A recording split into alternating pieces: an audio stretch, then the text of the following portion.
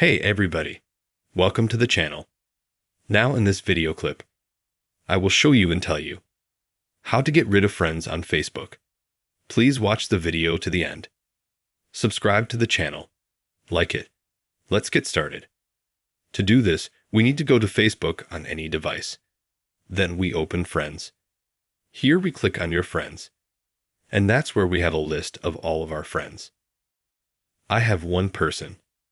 You might have a lot of friends. You can scroll down. Find the person you want to get rid of. Click on their profile. And then you click here where it says Friends. You click Unsubscribe. Click OK. And then you can get rid of your Facebook friend. And then you go out. You find the other person. You click on their profile. You go out and delete them just like that. But if you helped and liked this video, then you can subscribe to the channel. Put a like. Thank you very much for watching. I'll see you all again. Goodbye.